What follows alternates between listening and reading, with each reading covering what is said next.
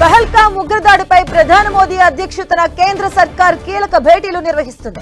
దేశ భద్రతపై అత్యున్నత నిర్ణయాలు తీసుకునే కేబినెట్ కమిటీ ఆన్ సెక్యూరిటీ సమావేశమైంది. పహల్గామ్ దాడి అనంతరం రెండోసారి భేటీ అయ్యారు. సిసిపిఏ మీటింగ్ లో మోదీ, రాజ్నాథ్ సింగ్, అమిత్ షా, నితిన్ గడ్కరీ, జేపీ నడ్డా, నిర్మలా సీతారామన్, జితేన్ రామ్, అలాగే సర్బానంద సోనోవాల్, రామ్మోహన్ నాయుడు తదితరులు పాల్గొన్నారు. అనంతరం ప్రధాని అధ్యక్షతన రాజకీయ వ్యవహారాల కేబినెట్ కమిటీ కీలక సమావేశం జరగబోతుంది. ఆ తర్వాత ఆర్థిక వ్యవహారాల కేబినెట్ కమిటీ సమావేశం నిర్వహిస్తారు. చివరిగా కేంద్ర కేబినెట్ సమావేశం జరగనుంది.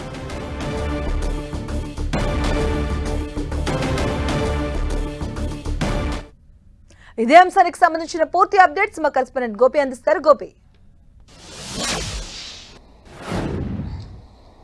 మధు, ఈరోజు ప్రధాని అధ్యక్షతన కీలక సమావేశాలు అయితే జరగనున్నాయని చెప్పుకోవచ్చు. పెహల్గామ్ దాడి తర్వాత కేంద్ర ప్రభుత్వం తీసుకుంటున్న నిర్ణయాలకు సంబంధించి కావచ్చు, ఇతర అంశాలపైన కూడా కూలంకుషంగా ఈరోజు చర్చించే అవకాశాలు కనపడుతున్నాయి. ఒకవైపు పాక్ను అష్టదిగ్బంధనం చేస్తూనే దాడికి ప్రయత్నం చేయాలా, లేదంటే అంతర్జాతీయంగా పాకిస్తాన్ను తీవ్రవాద సానుకూలతగా ఉన్న దేశంగా ప్రకటించాలన్న దానిపైన కూడా కొంత కసరత్తు చేస్తున్న పరిస్థితి అయితే కనపడుతుంది. ఇందులో సిసిఎస్లో అనేక కీలక అంశాలు, గతంలో కూడా 5 కీలక నిర్ణయాలు తీసుకోవడం జరిగింది. అందులో ప్రధానమైనది పాస్పోర్టు వీసాల రద్దు చేయడం అనేది.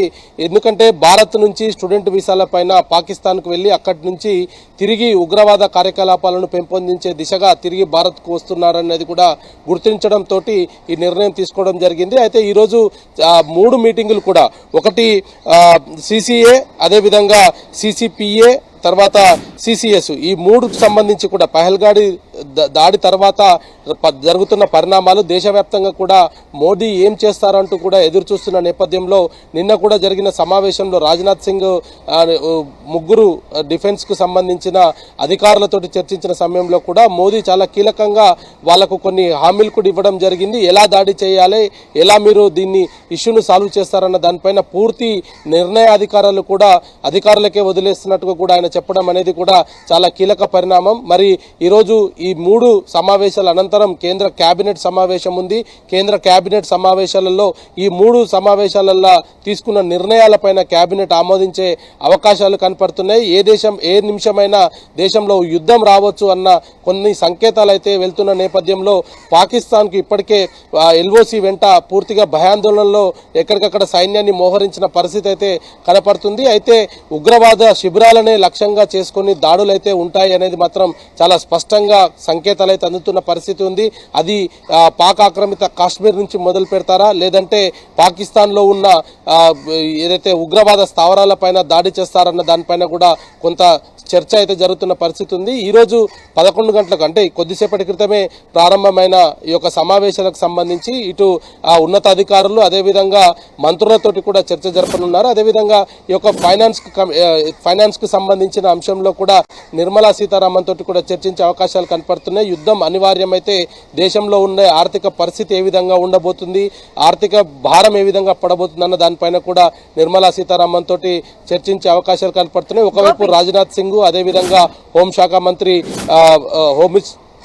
అంటే ఒకవైపు హై టెన్షన్ నెలకొంది, మరోసారి వరుసగా మీటింగ్స్ జరుగుతున్నాయి. మరోవైపు ఈ రోజు నుంచి చార్ధామ్ యాత్రలు కూడా స్టార్ట్ అవుతున్నాయి. ఈ నేపథ్యంలో కొంత తగ్గే అవకాశాలు కూడా ఉంటాయి. సో ఎలాంటి మెసేజ్ ఇచ్చే అవకాశం ఉంటుంది? ఇప్పటికే కాశ్మీర్ అంతా కూడా ప్రశాంతమైన వాతావరణాన్ని తీసుకువచ్చే దిశగా మిలిటరీ చర్యలు చేపడుతున్న పరిస్థితి అయితే ఒకవైపు మనకు చాలా స్పష్టంగా కనపడుతుంది. అయితే చార్ధామ్ యాత్రకు సంబంధించి కూడా ఈరోజు ఏదైతే యాత్ర ప్రారంభం కానున్న నేపథ్యంలో 3వ తేదీ నుంచి కూడా యాత్రికులు పూర్తి స్థాయిలో చార్ధామ్కు వచ్చే అవకాశాలు ఉన్న నేపథ్యంలో ఆ రూట్స్ ఏదైతే యాత్రికులు వచ్చి వెళ్లే రూట్స్ అంతా కూడా ఎప్పటికప్పుడు పహారా కాసే పరిస్థితులు కనపడుతున్నాయి.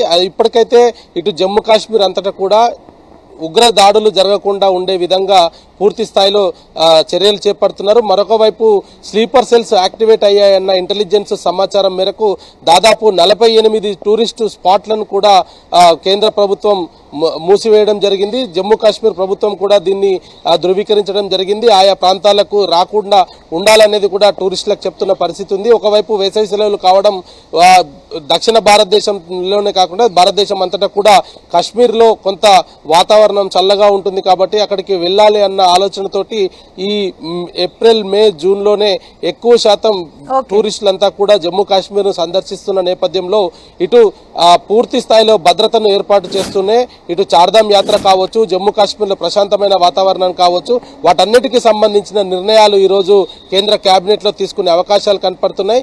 ఏదేమైనా ఇప్పటికే ఈ యొక్క కేంద్ర సమావేశాలు అయితే ఇప్పటికే ప్రారంభం అవడం జరిగింది. CCS లో గతంలో తీసుకున్న నిర్ణయాలకు భిన్నంగా ఇంకా ఏదైనా నిర్ణయాలు ఉంటాయనేది మాత్రం ప్రస్తుతానికి వేచి చూడాల్సిన అవసరం అయితే కనపడుతుంది. Madhu. Okay, thank you Gopi.